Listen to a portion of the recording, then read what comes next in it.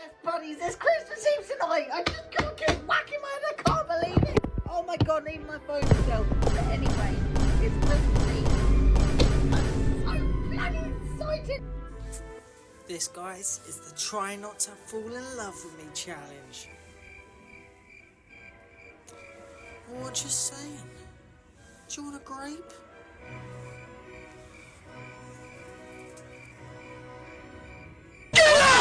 So if you're fortunate enough not to know who this individual is, this specimen's name is Noah, or known on TikTok as Ginge. He is most commonly known for producing horrendous content, and is pretty much a laughingstock for the poor people that actually know who he is. A 10 out of 10. The Grimace shake.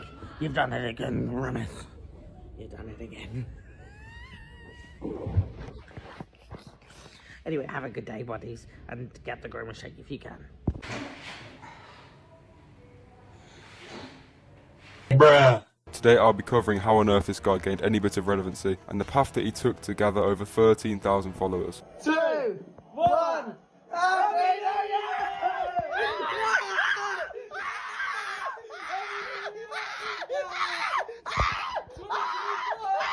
Shut your fucking mouth! Ginge first started posting to TikTok at the start of 2023, pumping the app with absolutely thrilling content, such as him dancing to various different rap songs in the most difficult way possible, and also making videos on the toilet. He seemed to think that his videos were funny, when in reality they were in fact the opposite. Ginge unfortunately didn't get the hint that no one wanted to watch his videos, so he carried on blessing the app with more of his quality content. He tragically kept on posting videos and gathered around 5,000 followers, which were actually 5,000 people that were laughing at him, not with him. With these new followers, Ginge unfortunately started branching out and collaborating with other content creators. His first opportunity to make some friends was at a charity football match, which he was somehow invited to. It was at this very charity match where Noah linked up with some familiar faces in the UK TikTok scene, these being Dobbo, Luke Bennett, and the main man himself, Ryan Wimbridge. If you watched my previous video about Ryan Wimbridge, you know about a content group called the Hustle House. Yes, people, hope everyone's okay. So today we are going to go into town to look for some new clothes. As you can see, we are not in the best strip at the minute. Look at my clothes, they're a bit not drippy. Bruh. Critical Cringe must have gotten on rather well with these people in the Hustle House, since he was invited to a Hustle House meetup in the city of London. The fans of the Hustle House were not very pleased with the addition of Ginge, with people calling him out due to the annoyance of his voice and the colour of his hair. Noah can be seen lingering in the back of videos made by the Hustle House and unknowingly being part of their questionable dance routines. With his new minor boost in recognition, Ginge made the ill-advised decision to carry on posting to TikTok. You think he'd come to a realisation that his content was actually tragic, but no, he'd carry on spouting more shit onto TikTok, making more dancing videos, and even more videos of him speaking whilst being on the toilet. Yes, buddies, I'm just having a shit right now. I'm just thinking, Christmas is coming up. It's 2nd of December, Christmas is so close. I can't bloody wait. I've got so many ideas. I've got so many, so I thought I'd share them all with you. It's important to know that all his videos will be over a minute long. TikTok pay a certain amount of money based on your RPM per 1,000 views. Now have a look at the numbers that Ginge pulls. This guy's literally clinging on to pennies. This is the point where people started to hate on Ginge, with his comment sections flooded with hilarious comments. Don't worry, we'll be certainly reading through these comments at the end of the video. It would be rude not to. Ginge then unfortunately started to branch out from his usual content and started to produce interviews. These interviews were extremely informative and were a fantastic watch, asking people questions like what sound they would be. So I've got a question for you today. Okay, it's very chilly, but anyway. If you could be any noise in the world, what would you be? Any noise? Any noise? Yeah, Any noise in the world? Any noise. What the hell? It could be a woof, it could be a meow, it could be a pitter patter like some rain. What would it be? Crunch. Crunch. Oh, to be fair, I do like crunchies. Do you like crunchies? I like crunchies. I wish I was joking. These fantastic videos didn't get anywhere, gathering about 1,000 views and 30 likes, so Noah was soon to stop making them, to everyone's annoyance. It was at this point where a new TikTok group was formed, a TikTok group like no other, featuring the likes of Ginge himself, Niv the Div, Andy Moore and KD Dobbo. The squad met up for the first time by Buckingham Palace, where they spouted out more shit content and claimed that they were going to take over the internet. We don't need the Hustle House anymore, guys. We are now the TikTok League. We're taking over, and here we are. Come on, TikTok League. Let's Come go. on. Dobbo, Yes. Andy, also TikTok Verstappen, and Critical Ginge. The TikTok League made educational videos, like more dancing, and to be honest, that's pretty much it. The thing that stood out to me the most about the TikTok League is the sheer amount of quality and consideration their barbers all have for them. Take for instance Ginge and Dobbo. What does their barber do for a living? To the surprise of, well, nobody, Critical Ginge posted 29 videos off one meeting with the TikTok League, all reaching about 50 likes each. Can't believe this guy is still trying. It was fair to say that the TikTok League didn't have the best reception, with people poking fun at the members of the group, with them all being very unique.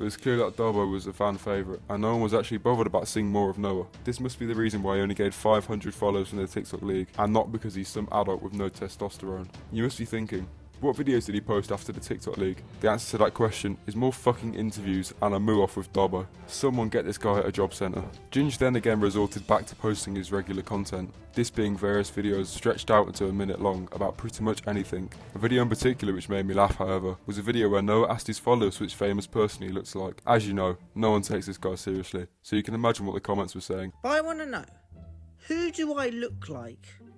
Who do you reckon I look like? Comment it down below. I want to see what you guys think.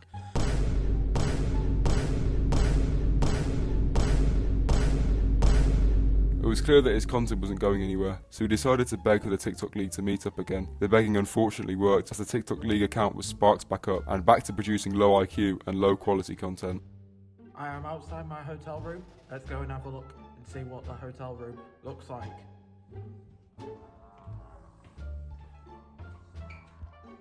Cheers, Jeff. It was around Halloween at the time they started posting again, and what better way to get into the spooky season than to dress up, put face paint on and pretend to go to prison. Can I just remind you that these are all adults? TikTok League out of prison, we've got one phone call to make for a year. This has got to be important. Who we calling? Who we calling? Windrush. Ghostbusters. Ghostbusters. Ghostbusters. Who are you going to call? Ghostbusters! Shut your fucking mouth! To no one's surprise, Crystal Ginge was still unbearable, even in his natural habitat, a jail cell. Shattered someone's letterbox. Hard. He again spammed his TikTok account with over 30 videos of one meeting with the Hustle House. He can't keep getting away with this. One video which I found somewhat funny from this whole meetup was when Crystal Ginge and Dobbo were having breakfast, and were both sat down with their food, where Noah starts to record Dobbo. Now, what do you imagine that Dobbo had for breakfast in a hotel full of food? Bruh. This unfortunately would be the last time the TikTok League was seen together, since after the boys got home, they made the decision to go straight into the TikTok live stream. It was on this live where Crystal Ginge and Dobbo made a series of strange jokes to Andy Moore, asking him rather personal and uncomfortable questions, which they obviously found hilarious. Right, where is it? What's long and hard and has come in it? Ugh. I didn't write this. Really? I'm going for gentleman sausage. It was at this point where Andy Moore decided to leave the TikTok League for good, ending a very small era on TikTok. Andy claimed that he didn't want these silly remarks to disrupt his dreams into working with the F1. But now in the year 2025, he posts videos asking for girls to message him. Makes sense, right? Hey guys, I'd just like to apologise about Noah and Dobbo's behaviour on the last live. It was completely unacceptable. I did not like how I was treated, and the thing is, I was only in for the quiz, and I didn't expect all these questions and stuff to pop up, and I just felt cyberbullied at this moment, and I did not like how I was treated.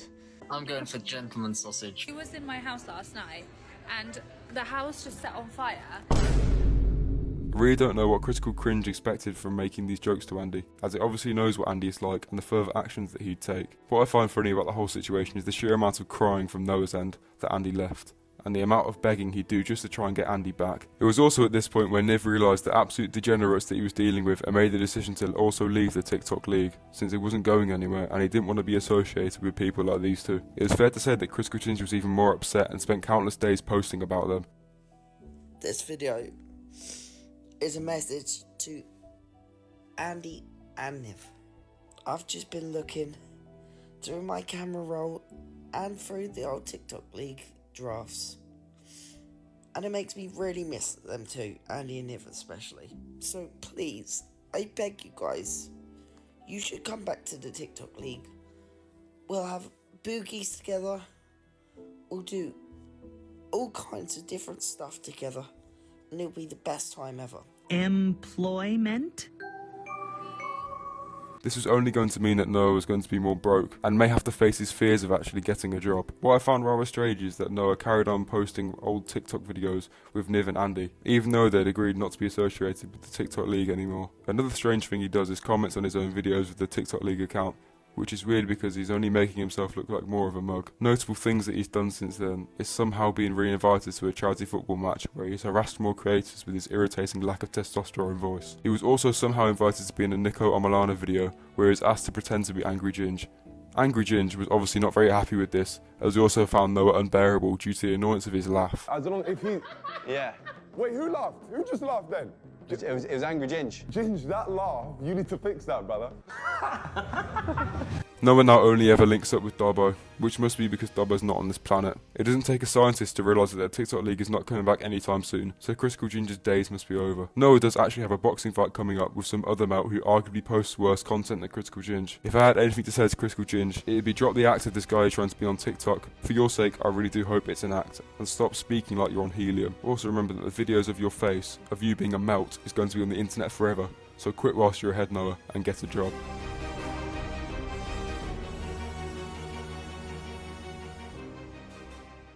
Your time starts now. What's long and hard and has come in it?